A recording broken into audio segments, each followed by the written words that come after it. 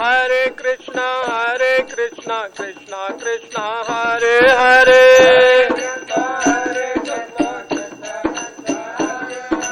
हरे राम राम राम हरे हरे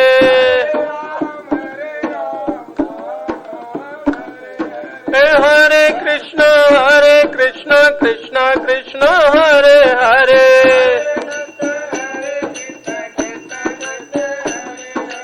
हरे राम राम हरे हरे थोड़ी देर कीर्तन तो करो हरे कृष्णा कृष्णा कृष्णा हरे हरे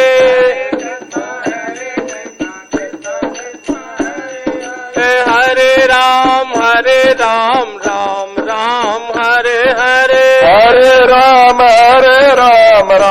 राम हरे हरे हरे कृष्णा कृष्णा कृष्णा हरे हरे हरे कृष्णा कृष्णा हरे हरे हरे राम राम हरे हरे हरे राम राम हरे हरे हरे कृष्णा कृष्णा कृष्णा हरे हरे हरे कृष्णा कृष्णा हरे हरे राम राम हरे हरे हरे राम राम हरे हरे हरे कृष्णा कृष्णा कृष्णा हरे हरे हरे कृष्ण कृष्ण कृष्ण हरे हरे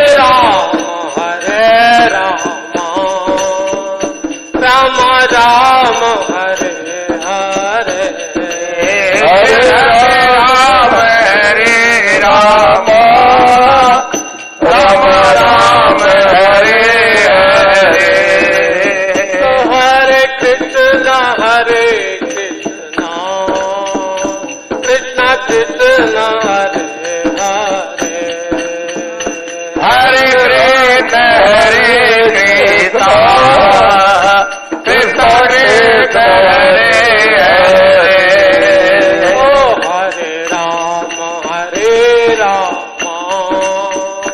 राम राम हरे हरे हरे राम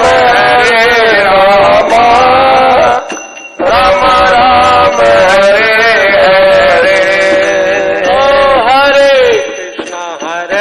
कृष्णा कृष्णा कृष्णा हरे हरे हरे कृष्ण कृष्ण कृष्ण हरे हरे बोलो सियावर रामचंद्र भगवान की जय हो और मुकुट बंसी वाले की जय हो खप चलते कथा में है ना नारायण नारायण नारायण नारायण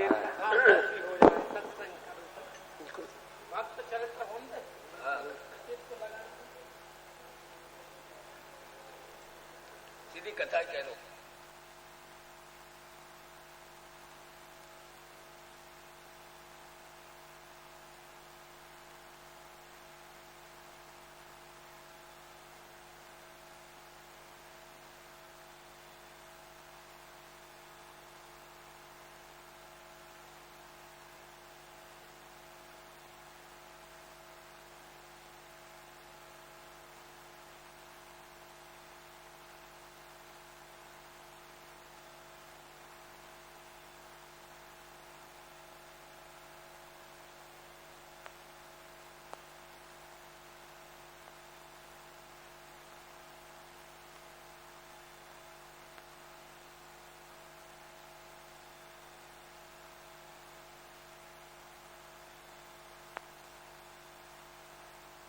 राम राम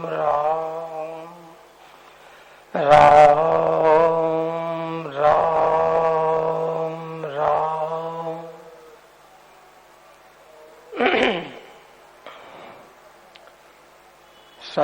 सच्चिदानंद रूपाय विश्वोत्पत्त्यादि हेतवे तापत्रय विनाशाय श्री कृष्णाय वयं नमः। रामाय रामभद्राय रामचंद्राय वेदसे रघुनाथाय नाथाय गीताय पतये नमः। भक्त भक्ति भगवंत गुरु चतुर्नाम बपु एक, इनके पद वंदन किए नासै विवेक अनेक। बार बार पद बंदों श्री नाभा ऐन, काढ़्यो गाभा वेद को भक्त माल रस देन। श्री प्रियादास जी के पद कमल बंदों बारंबार, कीनी भक्ति रस बोधनी टीका अति सुख सार। बोलो भक्त और भगवान की। तो अभी अपन भक्त चरित्र के ऊपर विचार करते हैं, चिंतन करते हैं, उनके चरित्र का मनन करते हैं। भक्त जो भगवान से हमेशा जुड़े रहते हैं, तो उन भक्तों के जीवन को, उनके चरित्रों की बड़ी भारी महिमा है। जो भगवान से जुड़े रहते हैं वास्तव में वे ही गायबे के योग्य हैं। वही गाने के मतलब उन्हीं के चरित्रों का गान करने के योग्य हैं जो भगवान से जुड़े हुए हैं।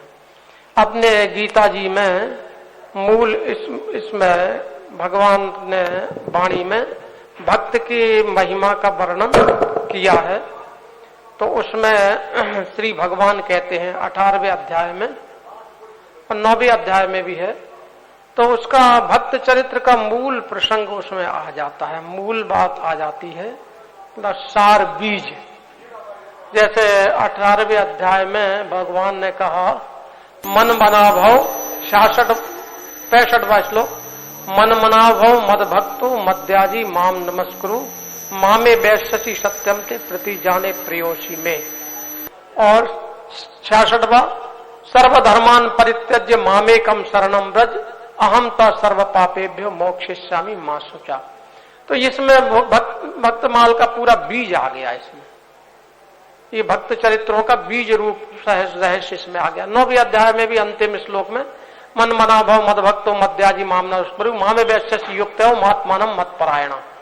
तो ये श्लोक जो है ये भक्त चरित्रों का बीज है। इसमें पूरा बीज है इसमें छुपा हुआ, मतलब भक्तमाल का बीज है वो।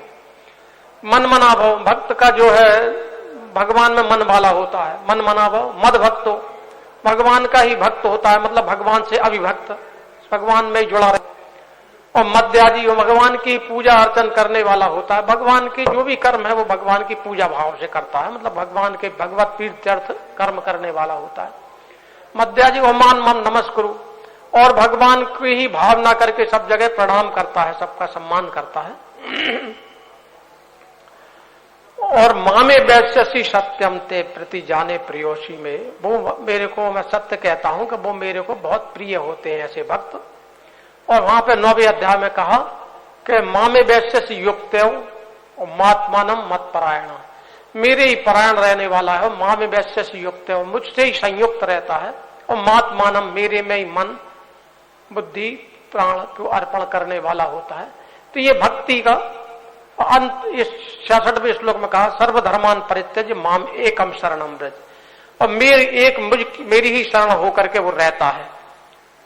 तो धर्मान परित्य माम एक अहम तो सर्व पापे मोक्ष, मतलब मैं समस्त उसको सारे व्यवधानों से उसे मुक्त कर देता हूं, बाधाओं से, विघ्न बाधाओं से।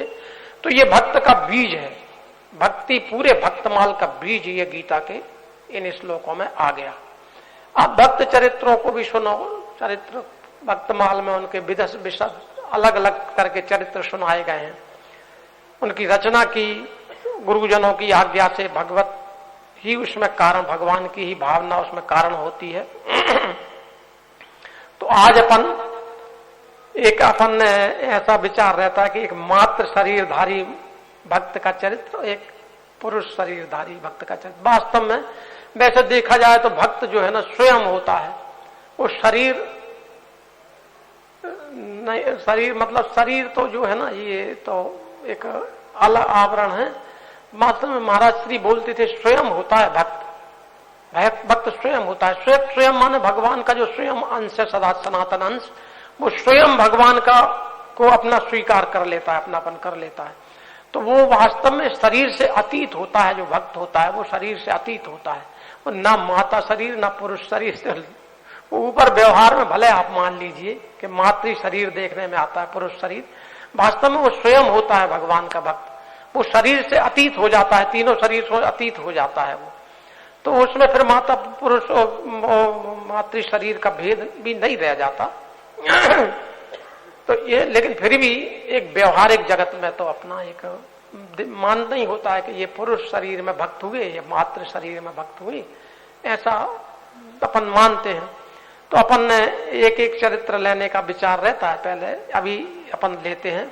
आज चरित्र का एक वर्ण विचार आया है, बिल्व मंगल जी का चरित्र। आपने बिल्व मंगल जी का नाम सुना होगा। बिल्व मंगल जी सूरदास। तो पहले ये सूरदास नहीं थे, पहले तो इनका नेत्र, और बाद में ये तो ये बिल्व मंगल जी नाम के एक भक्त हुए। इनके चरित्र का अपना लेने का विचार है। इसमें बड़ा ही मतलब इसमें एक भगवत संबंध में आकर के व्यक्ति का व्यक्तित्व कितना बदल जाता है, ये चरित्र में इसका वर्णन है। मूल छप्पा में देखो नाभाजी क्या कहते हैं।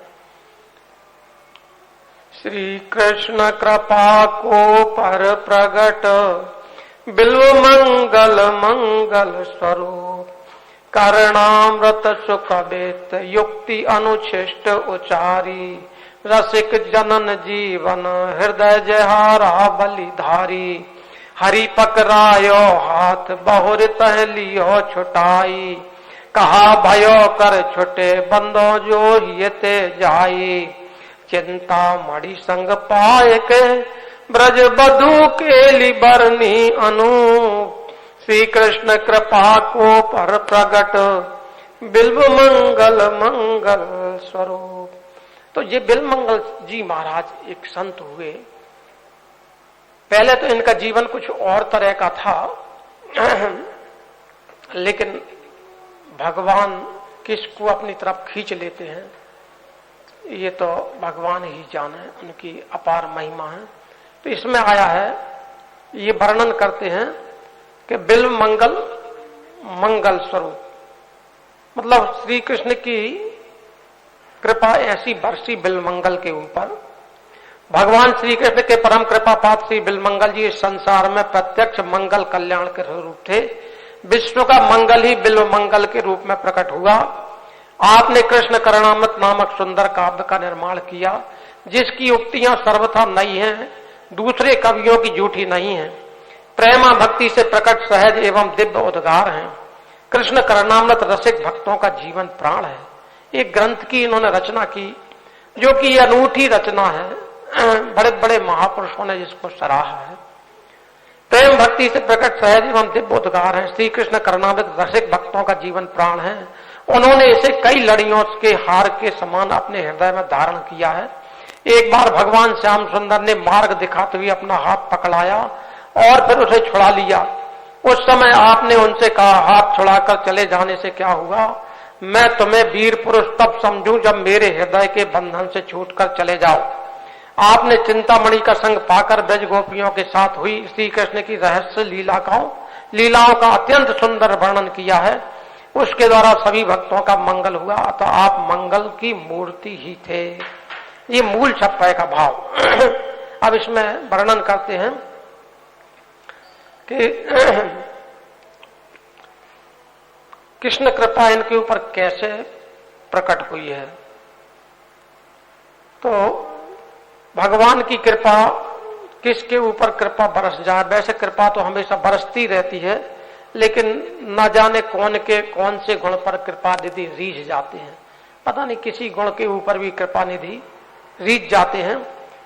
और जैसे एक वर्णन आता है कि एक ब्राह्मण देव थे, वो कुछ घर की पारिवारिक समाज उनका काफी बड़ा था और गरीबी काफी थी घर में, तो जीवन निर्वाह होने की समस्याएं बनी ही रहती थी प्रायः। तो उन्होंने सुना कि ये जो यहाँ का राजा है बड़ा धर्मात्मा भी है, ब्राह्मणों का भक्त भी है, और भाई हम लोग तो काफी गरीबी की समस्या है। तो उन्होंने विचार किया कि राजा के पास जाके मुझे मिलना चाहिए, ऐसा मन में विचार आया। तो वो उन्होंने देखा कि राजा के पास कुछ ना कुछ लेके तो जाना ही चाहिए। तो वो देखा कि अपने क्या लेके जाएं, तो उनके आंगन में एक नींबू का पेड़ खड़ा था। वो नींबू के ही कुछ नींबू 5 नींबू लेकर के ही चल दिए, राजा के दरबार में पहुंचे। तो उनके जो वो द्वारपालों ने कहा कि कैसे आए ब्राह्मण देव? बोले ऐसे ऐसे थोड़ा राजा से मिलना था। कहा हमारे राजा साहब तो भाई ब्राह्मणों का और सज्जन पुरुषों का बहुत आदर करते हैं, कोई बात नहीं, आइए आपको। तो उनको मिला दिया राजा को सूचना दी। राजा ने कोई बात नहीं, आने दीजिए उनको। तो वो राजा के वहां पे जाके मिले। उन्होंने सामने उनके 5 ये नींबू भेंट किए और आके बोले, राजा ने कहा कि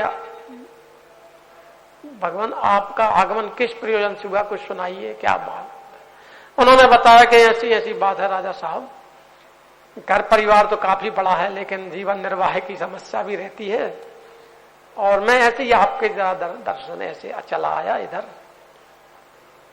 राजा बहुत, उनकी जो भावना है सरलता, निष्कपट भाव से बहुत प्रसन्न हुआ। उसने अपने मंत्री से कहा कि ब्राह्मण देव को 5 गांव दे दिया जाए, इनका पट्टा लिख दिया जाए इनके नाम।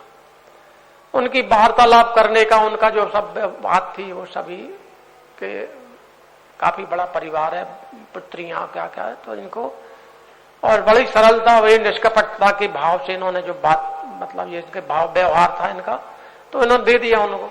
अब वो गांव के लोग जब वापस गए तो देखा कि पंडित जी आप कहाँ से, ऐसे ऐसे बताया उन्होंने, ऐसे राजा साहब के पास गया था, ऐसे नींबू लेके गया, देखा कि क्या ले जाऊं। तो उन्होंने 5 गांव ही लिख दिए मेरे को। तो भाई बड़े उदार है राजा, तो बड़े ही धर्मात्मा है। गांव के और लोगों ने देखा कि भाई आपने तो क्या नींबू ले जाने से ही इतना बड़ा हिसाब है।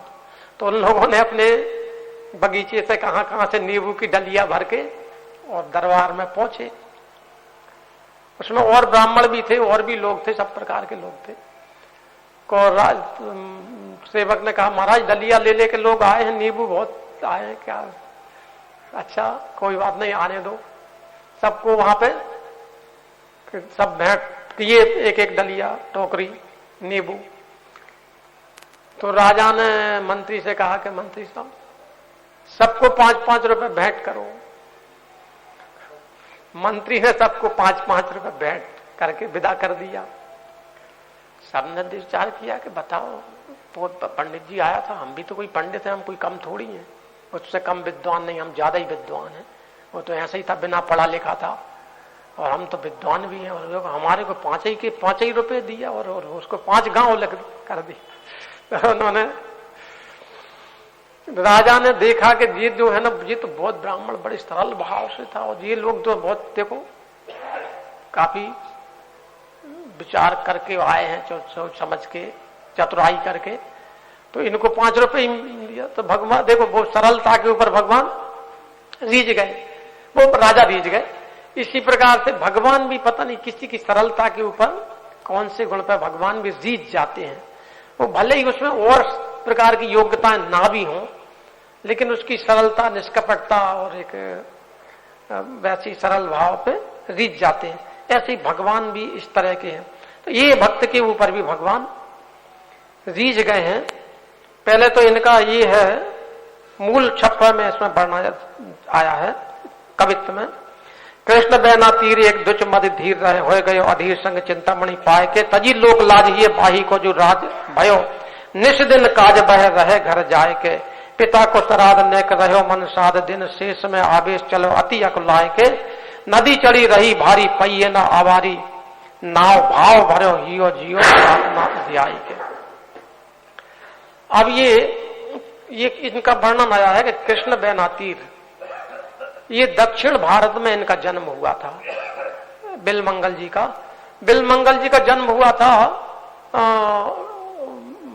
वो आंध्र प्रदेश या कर्नाटक, ऐसा कुछ ऐसा बताया गया है, उन प्रदेश में जन्म हुआ था इनका। तो उधर भी श्री कृष्ण भक्ति का प्रभाव है, दक्षिण भारत में भी। और राम भक्ति का, कृष्ण भक्ति का, शिव भक्ति का प्रचार पूरे भारत के अंदर ही है प्राय। तो नारायण भक्ति का ऐसे है, ये चारों पूरे भारत में है। तो दक्षिण भारत में कृष्ण बैना नामक पवित्र नदी के तट पर एक बिलमंगल ब्राह्मण रहते थे। ये जो है इसमें आया है कि कृष्ण बैना तीर एक दुच मति धीर रहे होए गयो अधीर संग चिंतामणि पाएगे। मतलब एक ब्राह्मण देव रहते थे, उनका पुत्र था बिलमंगल। तो बिलमंगल पहले तो क्या है, बहुत ही एक सदाचारी और विद्याभ्यास भी किया था, सब कुछ गुरुजनों की उपासना भी की थी और इस तरह से लेकिन वो चक्कर क्या हुआ कि एक बार संयोग से ये किसी महफिल में चले गए, कोई नगर, तो वहां पे जाकर के वो एक वहां पे जो वो रहती है ना बारांगना, नृत्यांगना, जैसे कि अपने फिल्मी दुनिया में आजकल वो होते ना नृत्यांगना लोग, तो ये इस तरह की नृत्यांगना वो कोई वहां पे तो नृत्य वगैरह गाना नृत्य करना ये सब कुछ उनका ये धंधा रहता है। तो उसको देख करके ये इसका दिमाग घूम गया इसका, जबकि बहुत सदाचारी भी था, विद्याभ्यासी भी था और माता पिता का भी भक्त था और गुरुजनों की भी उपासना की थी, लेकिन इसकी बुद्धि घूम गई। इसमें पूर्व चरित्र का भी इसमें कारण बताया जाता है कि अब इसका कारण क्या है, उसमें पूर्व चरित्र में वर्णन किया गया है कि ये जो है पहले ये बिलमंगल एक सन्यासी थे, यति सन्यासी, तपस्वी त्यागी सन्यासी थे। और उस समय तो सन्यासी ऐसे वैसे कोई तो होता नहीं था, पूर्व समय की जो बात है, मतलब आज से द्वापर युग अथवा द्वापरांत कलयुग के भी आज से 2-4 हजार वर्ष पहले, 1000 वर्ष पहले भी हर कोई तो सन्यासी होता नहीं था। पहले तो बहुत ही कोई बिरला ही सन्यासी हुआ करता था। तो ये सन्यासी थे, तपस्वी त्यागी। तो ये इनका क्या हुआ, इनके मन में आया कि संतों का भोज भंडारा करेंगे। प्रयागराज कुंभ में जा रहे हैं तो वहां संतों का ऐसी कोई एक सात्विक संकल्प इनके मन में पैदा हो गया कि संतों का भोजन भंडारा करेंगे।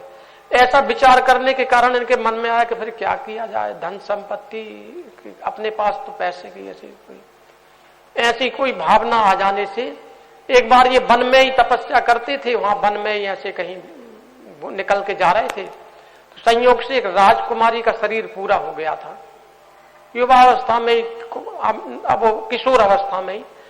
तो उसका अंतिम संस्कार करने के लिए, वो समाधि देने के लिए जमीन में वो ले गए थे वहां के सैनिक वगैरह और सब लोग।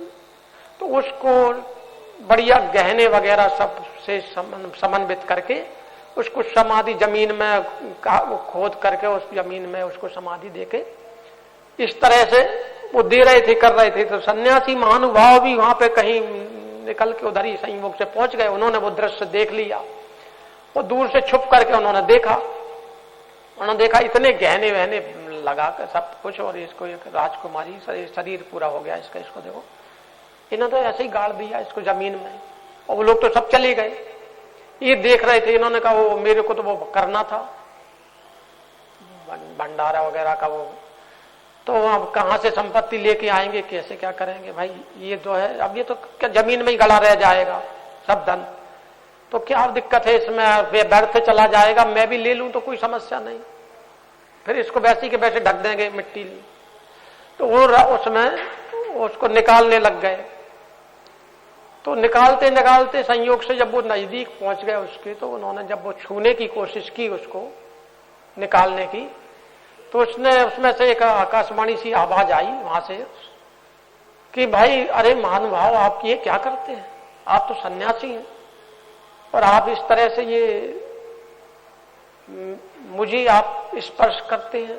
मैं तो एक मतलब स्त्री शरीर को स्पर्श करना सन्यासी के लिए तो बहुत अधिक निषिद्ध है, तो आप अपने धर्म को भी भ्रष्ट करते हो, मेरे धर्म को भी भ्रष्ट करते हैं, आप ये कैसा अनुचित कार्य करने जा रहे हैं।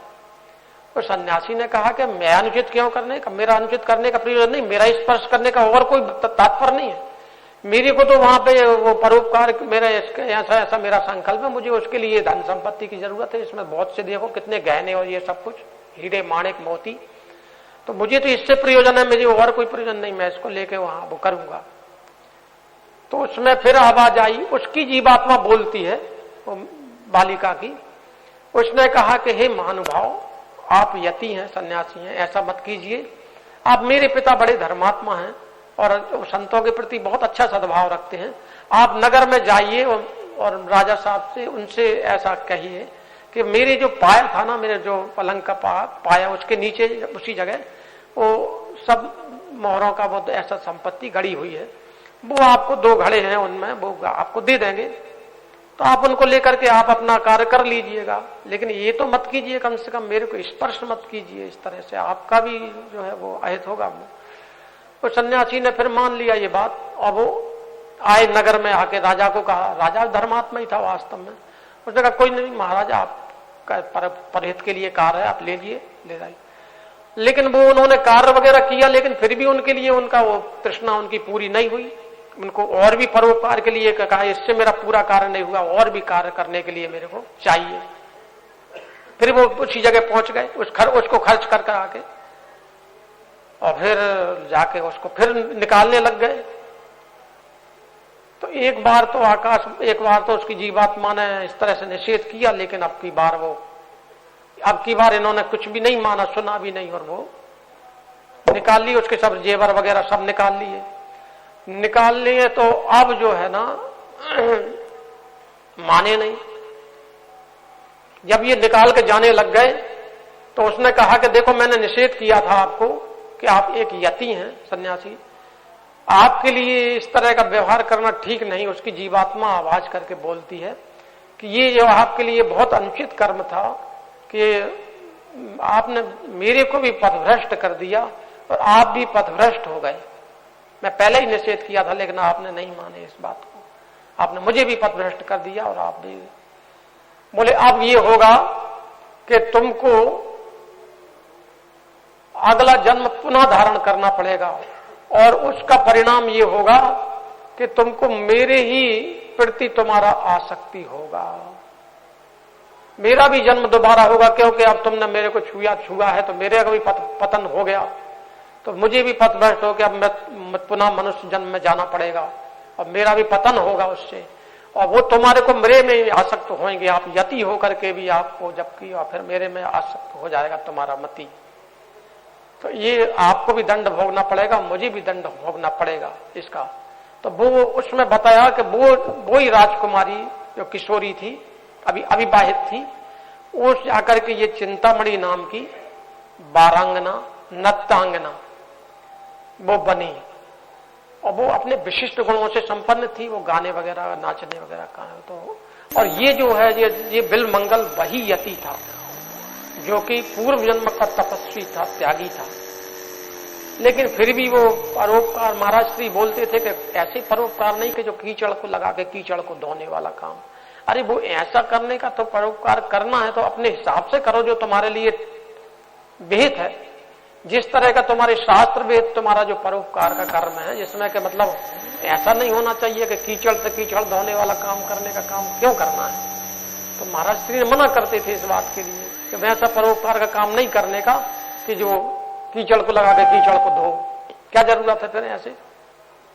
अब उसने तो उनको भी फिर जाकर के वो तपस्वी त्यागी यति, वो ही मिलमंगल के रूप में जन्म हुआ उसका, और आखिर वो एक ब्राह्मण वंश में ही जन्म हुआ यद्यपि उसका, और वो उसने भी सदाचार से संपन्न गुरु जनों का भक्त और विद्या अभ्यास से भी संयुक्त होने के बाद भी वो उसी नत्तांगना में उसका चित्तवृत्ति चला गया, वो वहां देखने चला गया।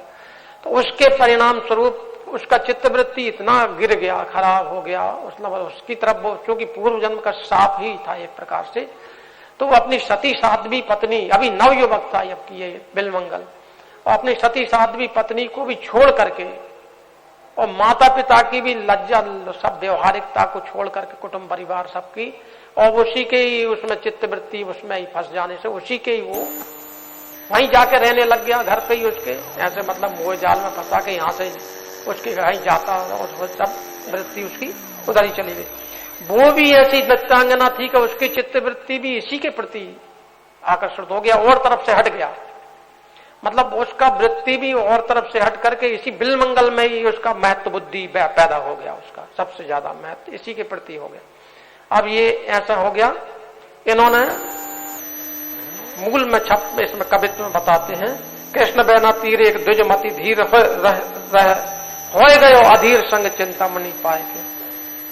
आप कहेंगे कि जो मति धीर था वो कैसे अधीर हो कैसे सकता है, क्योंकि मति धीर और अधीर ये दोनों बात फिट नहीं बैठती शास्त्र के अनुसार।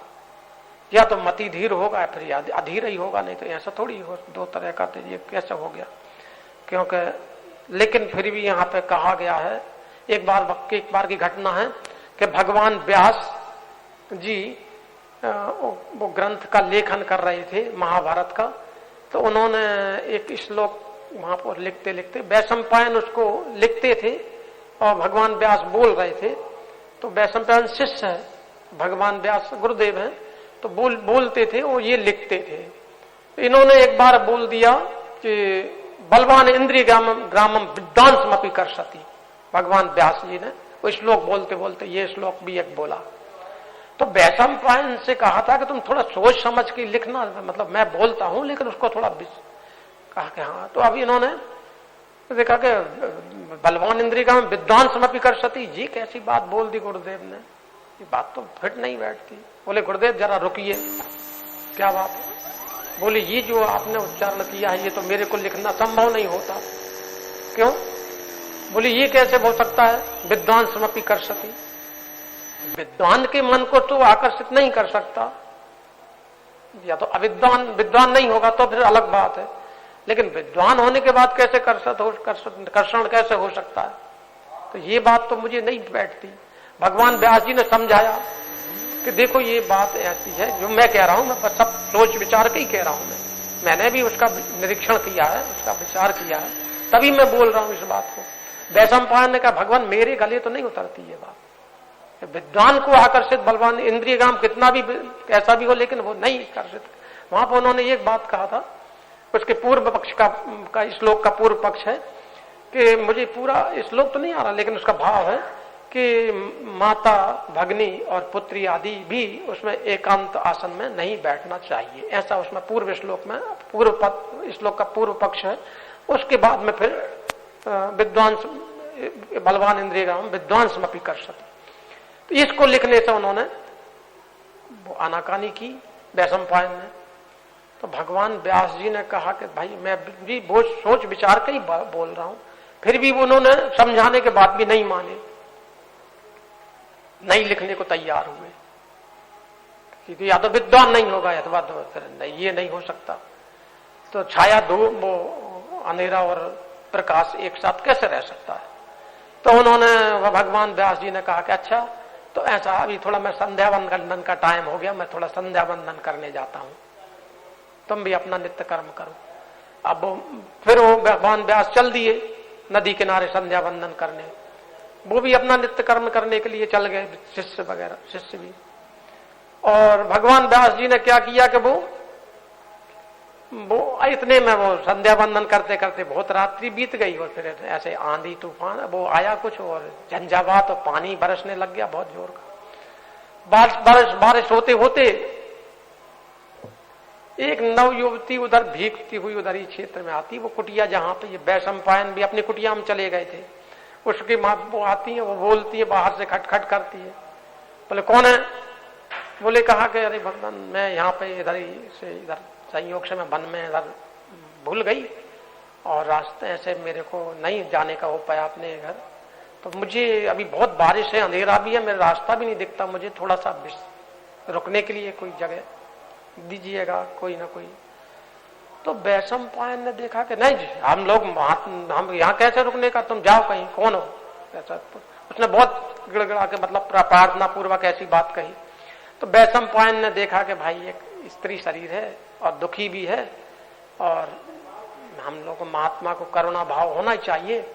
तो उन्होंने कहा कि अच्छा, तो उन्होंने कहा अच्छा तुम ये तो दरवाजा उसने खोल करके उन्होंने कहा ठीक है तुम ऐसा कुटिया में निवास करो, सुबह ब्रह्म मुहूर्त में ही उदेला होती चल देना, इसमें निवास करो, कोई बात नहीं, मेरे तो हम लोग तो महात्मा है, हम लोग तो कहीं भी पेड़ के नीचे, हमारे हर तरह का है अभ्यास। उन्होंने वो कुटिया उनको दे दी और उनके इसके अंदर से लगा ले, इसको बंद कर लेना, और वो चले गए। अब जो है वो पता नहीं भगवान गुरु जी की बात मानी नहीं, इसलिए कहा कि गुरुजन जो बोलते हैं उसको बात में आनाकानी मत लगाओ, उनकी बात को या तुम अपने आप में जो समर्थ गुरु हैं गुरुजन हैं उनकी अश्रद्धा मत करो उनकी बात के ऊपर, नहीं तो संकट जरूर आ जाएगा। फिर मातु पिता गुरु आयसु पाले और चले कुमग पग पर न खाले। गोस्वामी जी ने विचित्र बात कह दी कि मातु पिता गुरु आयसु पाले और चले कुमग। आश्चर्य की बात कर दी कि कुमार्ग में भी चल पड़े तो भी गड्ढे में नहीं गिरेगा। आश्चर्य की बात है, कुमार्ग में चल पड़े तो भी गड्ढे में नहीं गिरेगा। माता पिता और गुरुदेव की आज्ञा का पालन करते हुए अगर कुमार्ग पे भी चल पड़ा काश तो गड्ढे में नहीं गिरेगा। कितनी विचित्र बात। इसकी एक घटना सुना दें आपको, अचानक वो याद आ गई। तो एक बार क्या हुआ कि पंजाब की घटना है। एक बार क्या हुआ कि एक जोगा सिंह नाम के एक नवयुवक थे, तो उनका विवाह का वो चल रहा था। विवाह में जो फेरे वगैरह होते हैं ना, तो वो विवाह का वो उनका चल रहा था। तो उसी समय संयोग से गुरु गोविंद सिंह जी महाराज ने पूछा कि जोगा सिंह नहीं दिखते। तो किसी लोगों ने कहा कि महाराज गुरुदेव जोगा सिंह का विवाह का वो ऐसा सुना है, वो विवाह चल रहा है उसका। लेकिन गुरु महाराज ने कहा कि मुझे तो जोगा सिंह से अभी मिलना है। तो उन्होंने कहा कि गुरुदेव, तो बोले जाओ, कोई तुरंत जाओ जोगा सिंह को अभी तुरंत सूचना दो कि अभी गुरुदेव को तुमको मिलना चाहते हैं, अभी बुलाया है तुमको। तो वो उस समय पर घोड़े बहुत तेज चलने वाले होते थे। तो एक नवयुवक घोड़े के ऊपर आरूढ़ होकर के वो चल पड़ा। आनंदपुर साहब पड़ता है पंजाब में कहीं, तो आनंदपुर साहब की तरफ चल पड़ा दौड़ते हुए तीव्र गति से। और वो जाकर के तुरंत उसी जोगा सिंह का जो घर था वो सीधा घर पे पहुंचा। वहां देखा तो वो मंगल का वो ब्याह मंगल सब हो रहा था और फेरे पड़ रहे थे। उसमें जोगा सिंह उस समय 3 फेरे कर 3.5 फेरे ऐसे 3-3.5 फेरे कर चुके थे। उसी समय उसने जाकर तुरंत वहां घोड़ा रोक के तुरंत अंदर प्रवेश करके कहा, जोगा सिंह तुमको तत्काल गुरुदेव ने इसी समय बुलाया है। और जोगा सिंह तो कटार तो दूल्हा के पास रहती हो, फिर उस समय के लोग तो पूरी तलवार रखते थे बड़ी वाली। तो उन्होंने तुरंत उसको काट दिया उस वस्त्र को और तुरंत छलांग मार के घोड़ा बंधा ही हुआ था, घोड़े पे आरूढ़ होकर उसने तीव्र गति से घोड़ा दौड़ा दिया। अब तीव्र गति से घोड़ा दौड़ाते हुए जोगा सिंह चले जा रहे हैं और जाकर के देखा तो बीच रास्ते में संयोग से वो ऐसे क्षेत्रों से कहीं से निकल के गए जहां के बारांगनाओं का क्षेत्र था। देखो ये बिलमंगल की जैसी एक संयोग से मैं इसलिए प्रसंग आ गया कि मतलब गुरु माता पिता की आज्ञा का पालन करने के बाद भी गड्ढे में नहीं जाता। तो उन्होंने जो गोस्वामी जी की चौपाई का भाव इसमें प्रत्यक्ष दिखा है इस चरित्र में। वो जो उन्होंने अब जोगा सिंह का मति जो है पता नहीं घूम गया उधर, वो बारांगनाओं को उस बीच में वहां पहुंचने से वो कोई ऐसी क्षेत्र आ गया संयोग से कि वो नृत्य गान वगैरह वो सब कुछ वहां चल रहा था, जो नृत्यांगनाएं होती है गायन वगैरह करने वाली। तो उन्होंने कुछ आकर्षित किया इस जोगा सिंह को और इसका बुद्धमती क्या घूम गया। ये भी जो है वो उधर अंदर जाने लग गया। तो जाने लग गया तो वहां पे देखता है कि जिधर से ये प्रवेश करना चाहता वहां गुरु गोविंद सिंह जी खड़े हुए हैं। तो उन्होंने देखा कि अरे ये तो गुरु महाराज। तो जोगा सिंह अरे क्या, तो ये तो दूसरे रास्ते से उसने एक जगह वहां देखा तो वहां गुरु गोविंद सिंह जी खड़े हुए हैं। अरे जोगा सिंह तुम इधर, और तब इसको जमीन खिसक गया नीचे से। मैं कहा तुम इधर कहां जा रहे हैं? तुम तो देखा कि मैं तो कहां जा रहा था, तो मैं तो वहां जा रहा था आनंदपुर साहब प्रस्थान कर रहा था। और इसके एकदम से इसके वहां पे गुरु गोविंद सिंह जी कुछ नहीं है वहां, तो केवल एक अचानक वो दृश्य दिखा। इसके एकदम से होश आया इसको कि ओहो मेरे तो मैं कहां जा रहा था। और तुरंत ये घोड़े पे आरूढ़ होकर के आनंदपुर साहब की तरफ प्रस्थान किया। वहां पे जब देखा तो वो सुबह हो गया था, प्रातः 9 बजे के लगभग पहुंचा हुआ। तो वहां सभा पे वो एक सत्संग का कार्यक्रम शुरू हो चुका था। तो वहां देखे तो गुरु गोविंद सिंह जी महाराज बैठे हुए आसन में, कभी भी वो उनके झपकी आ जाए ऐसा संभव था नहीं, क्योंकि बहुत बड़े वीर पुरुष थे, वो धर्मात्मा भी थे। तो उनके लेकिन उनको कभी कभी झपकी यूं आ जाती है। तो किसी एक भक्त ने ऐसा महाराज जी से पूछा कि गुरु भगवान क्या बात है, आपको हमने कभी चलक छपकते भी नहीं देखा, लेकिन आपको ऐसे आज क्या ऐसे कोई ऐसा किसी ने पूछ लिया। तो गुरु गोविंद सिंह जी महाराज बोले कि अरे क्या बताएं, मुझे कहां कहां चक्कर लगाना पड़ता है, अपने अनुगतों के सुरक्षा के लिए मुझे कहां कहां जाना पड़ता है, मुझे बारांगनाओं के यहां जाकर के पहरा देना पड़ा ऐसा। तो उन्होंने तो इतने में जोगा सिंह घोड़े से धड़ाधड़ वहां पहुंच गए तुरंत, और उन्होंने चरणों में प्रणाम किया और देखा तो वहां पे प्रणाम करते ही बोले कि देखो, तो जोगा सिंह आ गए।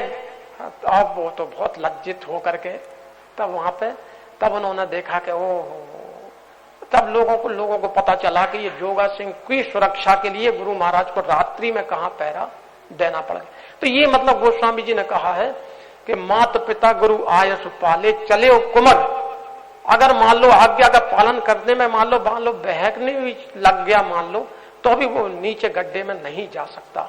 लेकिन वैशंपायन ने सीधी आज्ञा का मतलब उसको नहीं माना, स्वीकार नहीं किया कि नहीं ये तो नहीं हो सकता, इसको तो मेरे से लिखने का मेरे को नहीं स्वीकृत होता, मुझे विचार और मतलब इसके। लेकिन भगवान व्यास ने कहा कि मैंने विचार कर लिया है, नहीं माने तब वहां पे जाकर के अब वो रात्रि के समय पे वो उसको जो है वो आकर के वो कुंडी खटखटाते हैं, तो खोलो दरवाजा खोलो। तो वहां पे उन्होंने कहा कि नहीं खोलते दरवाजा, वो खोले अंदर से, लेकिन फिर उन्होंने दरवाजा नहीं खोला तो वो ये ऊपर का छप्पर फाड़ करके उसका ऊपर पहले वो घास फूस का छप्पर होते थे, ऊपर से छप्पर फाड़ के कूद पड़े उस कुटिया के अंदर। वहां देखते हैं तो भगवान व्यास बैठे हुए हैं, वो दिव्य प्रकाश फैला हुआ है। और तो अब इनका तो मति गति वैशंपायन का चरणों में गिर पड़े, और जैसे पानी आपसी उतर गई हो, और देख करके सब वो सबास और चरणों में गिर पड़े, बोले त्राही माम त्राही माम त्राही माम। भगवान व्यास ने कहा मैंने कहा था ना कि मैं पहले विचार कर चुका हूं कि ये जो मैं तुम जो मैं विचार कर लिया हूं ये, लेकिन तुम तो स्वीकार ही नहीं करते। बोले भगवान अब मैं तो ये बात है, तो ये मतलब अब स्वीकार करनी पड़ेगी वो बात। तो ये बात अब यहाँ पे ये बात है, मतलब ये जो है ये पूर्व में यति थे, और ये इनका उधर आकर्षण वो संयोग से वो कुछ पूर्व जन्म के श्राप समझ लो जैसा भी।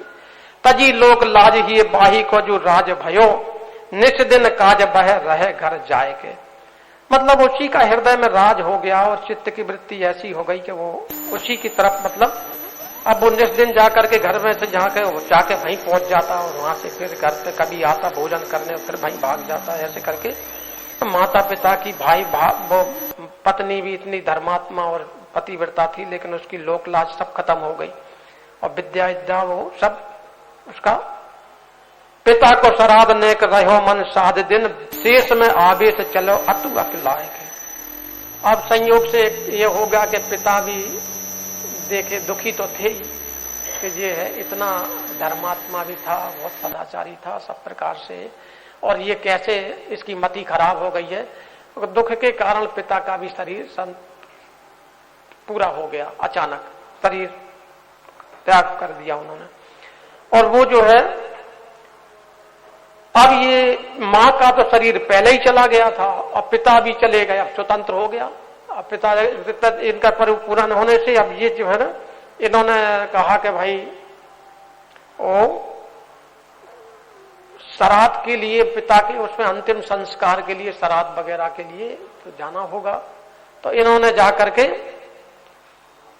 कहा कौन को भेजें, किसके कहने से तो आने वाला है नहीं। तो वो पतिव्रता पत्नी ही जाकर के वो चिंतामणि के पास जाके वहां उसके घर पे पहुंची। उसने प्रार्थना की कि मेरे पति को एक दिन के लिए आप घर पे भेज दीजिए, इनके पिता का भी शरीर पूरा हो गया है, उनका संस्कार वगैरह उनका अंतिम संस्कार हो सब वो उन्हीं के द्वारा ही होना ही जरूरी है।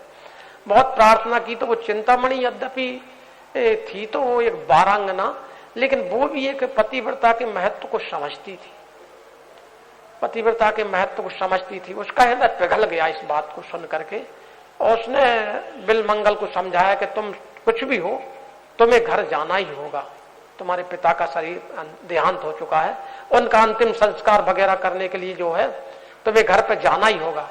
जब उसने इस तरह कहा, नहीं तो फिर मैं बात नहीं, मेरे से बात मत करना, तो जाकर के वो बिलमंगल मान लिया, क्योंकि वो तो उसकी बात तो मानता था। तो अब उसने ये जो है चल दिया, आदेश चलो अतुआ को लाए के, पिता का श्राद्ध वगैरह कर आके फिर ये तो चल दिया उधर की तरफ। इसकी वृत्ति तो वो पतिव्रता ने बहुत समझाया लेकिन मानते नहीं। चढ़ी नदी चढ़ी रही भारी, पहिए ना अबारी नाव भार भयो, भाव भरियो हियो जियो जात ना ले जाइए। अब ये उधर से फिर उसकी तरफ चल दिया, लेकिन संयोग क्या था कि ये बिलमंगल का घर तो था नदी के इस पार और वो बारांगना का घर था उस पार, मतलब वो ये इस तरफ रहती थी, वो उस तरफ रहे, उनका उस तरफ था, उधर नगर वगैरह की तरफ, और ये इधर की तरफ था जिनका। बिलमंगल भी एक संपन्न घर परिवार के पुत्र थे, ऐसा भी इसमें वर्णन आया है। तो वहां पे ये चल दिए साहब। नदी देखी तो नदी बहुत बह रही है, बहाव बहुत तेज है, बाढ़ की संयुक्त नदी है, लेकिन जिसका उधर जिसको उसी की धुन सवार है उसको तो अब इसने देखा कि क्या है भाई। अब इसके पीछे पीछे वो पतिव्रता पत्नी भी दौड़ चली जा रही है, वो भी समझाने के बाद तो समझा नहीं, लेकिन वो भी चल दी पीछे पीछे। तो वो संयोग से ये तो बहुत तीव्र गति से जाता था, इसको तो धुन नहीं थी कि वो कहाँ कांटा पानी क्या है, वो होश हवास नहीं। तो ये थोड़ा एक दूसरे नीचे की घाट की तरफ पहुंचा और वो थोड़े ऊपर के घाट की तरफ पहुंची। तो वहां पे नदी पे पहुंचा, इसने देखा कि क्या करें। तो इसके मन में इतनी वेदना थी कि वो उसमें कूद ही पड़ा नदी में। बिलमंगल तो ऊपर की तरफ पहुंचा नदी के, और ये उसकी पत्नी नीचे की तरफ पहुंची। ये कूद पड़ा वहां किधर की पहुंची जैसे, तो वो जब वो कूद पड़ा उसमें, तो चलते चलते कूदते तैरते हुए वो जब जा रहा है, तो उसको संयोग से उसकी पत्नी भी जो उसका भी इतना वेदना हो गई कि इससे तो मेरा जीवन व्यर्थ ही है, वो भी नदी में कूद पड़ी। तो उसका तो शरीर अंत हो गया, और वो उसका जो मृतक शरीर है वो बहता हुआ आ रहा है। बिलमंगल नीचे की तरफ से कूद के जा रहा था, वो इतने में वो हुई बहती हुई आ गई। वो इसने देखा कि कोई बहता हुआ जा रहा है, उसको ही पकड़ के और ये नदी को पार करके पार पहुंच गया। बिलमंगल नदी को पार करके उधर जाकर के पार पहुंचा। तो पत्नी ने, इसमें वर्णन आया है कि जो पतिव्रता पत्नी, उसको जीवन में तो उसके लिए एक बहुत अच्छा सन्मार्ग के हर मार्ग के लिए सहयोगी थी ही, लेकिन मृत्यु के बाद भी उसने उसको सहयोग प्रदान करती है और उसको नदी पार करवाया और सारे समस्याओं से मुक्त करके उसको आगे चलकर उसको वैराग्य का भी कारण बनी। आगे इसका चरित्र भी आएगा कि उसके जब नदी पार हो गया, तो नदी पार करके अब इसमें अच्छा तो इसमें ये बताया गया है कि देखो, एक बात स्वामी जी महाराज कहते थे कि एक वो थे एक मियाँ जी, मतलब एक नमाज वगैरह करने वाले, तो वो अपना नमाज अदा कर रहे थे। तो वो संयोग से वो नमाज अदा करते हैं, ऊंचा नीचा होते हैं ना, सब करते हैं। तो एक किसी प्रेम की आस में, ऐसे तल्लीनता में एक देवी चली जा रही है निकलती हुई। तो वो ऐसे चलते चलते वो एक दीवार के किनारे में वो नमाज कर रहे थे। तो उसको कोई होश आवास नहीं है, ऐसी वो धुन में चली जा रही थी कि वो पैर रख के उसके ऊपर, मुल्ला के ऊपर, और उसकी दीवार पे पैर रख के उस पार कूदती हुई वो निकल गई। और वहां से जब वापिस आई तो मुल्ला को बड़ा क्रोध हुआ कि बताओ कितनी बदतमीज है कि मेरे ऊपर पैर हो लग की चली जाती है, और अभी ये देख इधर फिर वो लौटती हुई आ रही थी जब तक इसकी नमाज पूरी हो गई। तो बहुत नाराज हुआ उसके ऊपर, तुम कितनी नालायक है कि मैं तो नमाज अदा कर, अब मालिक मैं उसकी परमात्मा की नमाज अदा कर रहा था और तुम मेरे ऊपर पैर रख के चली जाती है, तेरे को कोई होश नहीं है पास नहीं। तो वहां पे स्वामी जी बोलते थे कि मैं नर राची ना लखी, तू कस लखो सुजान अजान, और पढ़ कुरान भो बोरा भया, राचो नहीं रहमान। मैं मतलब मैं तो एक नर राची ना लखी, तू कस लखो, मतलब तू कैसे, मतलब मेरे को कैसे जान लिया। तो मेरे को, मैं तो कोई दूसरी ही संसार की उसमें मैं जा रही थी, तो मैं तो तेरे को नहीं समझ पाई कि ये सीढ़ी है कि पत्थर है क्या है, मैं पैर रखते हुए चली गई। लेकिन तू तो उस परमात्मा की याद में तल्लीन था, तुझे कैसे पता चल गया कि ये कोई चढ़ के गया क्या गया। तो मतलब तो वहां पे यही बिलमंगल का हाल है कि वहां उसको होश आभास ही नहीं है। तो ये जो है अब इसका ये इसी मतलब यहाँ पे इसमें वर्णन आया। मैंने यहाँ पे बताया था ना कि न जाने कौन से गुण पे दयानिधि रीझ जाते हैं। तो भगवान भी किसी की किस उस पे रीझ जाते हैं कि अरे विचित्र आशिक है ये। जैसे अभी धनुर्दास का चरित्र महाराज जी उस रोज बता रहे थे कि वो छाता लेकर के पीछे पीछे उल्टे पांव चलता था। वो भी एक वैसा ही बता रहे थे, वो भी एक बारांगना थी, नृत्यांगना। तो उसके पीछे पीछे छाता लेके चलता। रंग जी का उत्सव था, महान उत्सव, उसमें भी ऐसा व्यवहार देख करके रामानुजाचार्य जी ने देखा कि कैसा विचित्र मूर्ति है। सभी तो रंगनाथ भगवान के दर्शन के लिए इतने श्रद्धा से जा रहे हैं, और ये पत्नी के ऊपर छाता लेके ऐसे पीछे पांव चलता, उल्टे पांव चल रहा है। ये सब लोग उसकी तरफ देखते हैं तो उनको आश्चर्य हुआ। बोले इसको बुलाओ, बुला के लाना जरा मठ में। उससे पूछा कि भाई तुम ये क्या करते हो ऐसा व्यवहार, भगवान का रंगनाथ का उत्सव। उसने बताया कि ऐसा ऐसा मेरा, तो मैं रूप का मेरे को ऐसा जादू छाया हुआ है।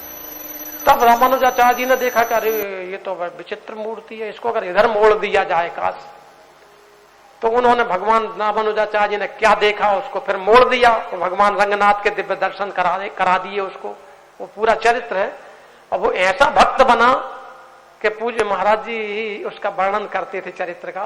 वो ऐसा भक्त बन गया कि महान भक्त हो गया। तो बताओ किस गुण पे रीझ जाते हैं भगवान भी और संत भी। रामानुजाचार्य भगवान संत थे, और भगवान तो भगवान है, भगवान रीझ गए इस बिलमंगल की भावना पे। तो ये जो है किस गुण पर रीझ जाते हैं। लेकिन रीझते तभी हैं जब उसके अंदर कोई एक विशिष्टता भी होती है, मतलब उसमें एक कोई विशिष्ट ऐसी चीज होती है जो शरीर की शुद्ध बुद्ध भूल जाए। और जो शरीर की शुद्ध बुद्ध भी रहता है इधर भी, मतलब उसको मोड़ दिया जाता है। एक बार की घटना है, वल्लभाचार्य जी ने, एक भक्त जो है वल्लभाचार्य जी के पास आया शिष्य बनने के लिए, और बोलता है कि महाराज मेरे को भी शिष्य बनने का है। और भी शिष्य भक्त आते थे शिष्य बनने के लिए, तो वो उनसे पूछते वल्लभाचार्य जी। तो वो लोगों को उसने सुना तो कोई बोलते थे महाराज ऐसी ऐसी है, मेरी इधर आ सकती है, वो है, इसमें आ सकती है, ममता है, ये है। कोई बात नहीं, तुम्हारी ममता ऐसे ऐसे करके तुम ऐसा ऐसा। वल्लभाचार्य जी उनको फिर मंत्र दीक्षा देके, इसने कहा कि ये जो है मेरे को तो पता नहीं कैसे बनाएंगे कि नहीं बनाएंगे। तो इसने कहा कि मेरी कहीं ममता आ सकती नहीं है। झूठ बोल दिया। गुरुजनों के पास जितना है उतना साफ साफ बोल दो कि मेरे जे कमी है जो कुछ भी है। अब इसने बोल दिया कि नहीं मेरी महाराज कहीं मेरी कोई आसक्ति नहीं, कोई ममता नहीं। तो वल्लभाचार्य जी ने कहा कि फिर कोई जरूरत नहीं तुम्हारे संबंध लेने की, क्योंकि भगवान भाई ममता आसक्ति होती तो मैं कन्वर्ट कर, मतलब इधर से बदल के श्री कृष्ण के प्रति कर तुम्हारा उस तरह का उपदेश करता हो मंत्र वैसा। लेकिन तुम्हारा तो कहीं है नहीं, तो तुम्हारे को इसकी जरूरत नहीं है। तो फिर वो वंचित ही रह गया, झूठ बोलने से वंचित रह गया। और अगर भले तुम्हारी ममता आसक्ति है, कुछ है, तो तुम्हारे बदल के इधर कर दिया जाएगा। लेकिन तुम्हारी ममता आ सकती है, तुम तो सन्यासी हो ही, फिर क्या दिक्कत है तुम्हारे लिए। अब सन्यासी तो तुम कल्याण स्वरूप हो ही गए। अब तुम्हारे लिए मंत्र दीक्षा देने की तुम्हें जरूरत है ही नहीं है, ना तुम्हारे बदलने की जरूरत है। सन्यासी तो नित्य योग में स्थित है। वो झूठ बोल दिया सन्यासी, मतलब था नहीं वैसा। आसक्ति व ममता उसकी भी बैठी हुई थी, लेकिन जानबूझ करके कि मेरे को मंत्र दीक्षा वैसे मिलेगी नहीं, कईयों को मना कर देती थी। तो उसने देखा कि मेरी आसक्ति ममता नहीं है, झूठ बोल गया। झूठ बोल गया तो उन्होंने फिर कहा कि तुम्हारी ममता आसक्ति नहीं, तो तुम तो सन्यासी हो ही स्वभाव से ही, अब तुम्हें बदलने का तो कोई काम रहा नहीं।